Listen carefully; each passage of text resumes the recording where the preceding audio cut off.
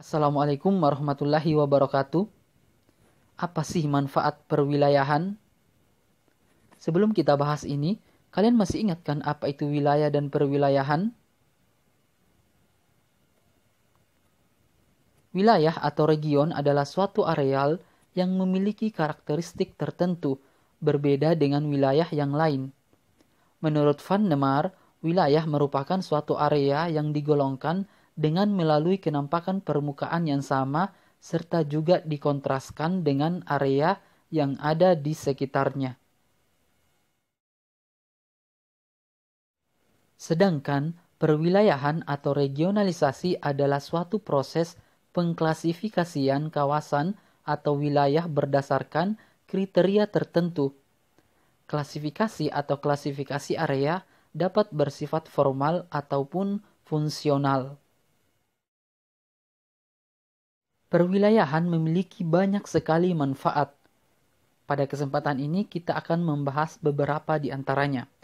Yang pertama, menyortir dan menyederhanakan informasi tentang keanekaragaman dan gejala atau fenomena yang terjadi di permukaan bumi. Contohnya, penggolongan wilayah berdasarkan wilayah alamiah atau fisik. Misalnya, pertanian, kehutanan, pesisir, semua ini adalah contoh dari menyederhanakan informasi tentang keanekaragaman yang ada di permukaan bumi. Hal ini bertujuan untuk memudahkan kita mengembangkan wilayah-wilayah tersebut. Misalnya kita ingin mengembangkan wilayah pertanian, kehutanan, ataupun wilayah-wilayah yang lain. Yang kedua adalah meratakan pembangunan di seluruh wilayah atau daerah sehingga bisa mengurangi perbedaan dan kesenjangan antar daerah. Contohnya adalah perwilayahan wilayah spesifik atau khusus, misalnya Asia Tenggara. Salah satu tujuan utama dibangunnya Asia Tenggara adalah untuk memajukan kerjasama ekonomi di seluruh negara-negara yang ada di dalamnya. Misalnya Indonesia dengan Malaysia, Indonesia dengan Singapura, dan sebagainya. Kerjasama ini bukan hanya dalam bidang ekonomi, tetapi juga dalam bidang politik, pendidikan, keamanan, dan sebagainya. Contoh lainnya adalah Jabodetabek. Salah satu tujuan utama Jabodetabek adalah memeratakan pembangunan yang ada di daerah-daerah Jabodetabek, serta mengurangi kesenjangan ekonomi antar daerah.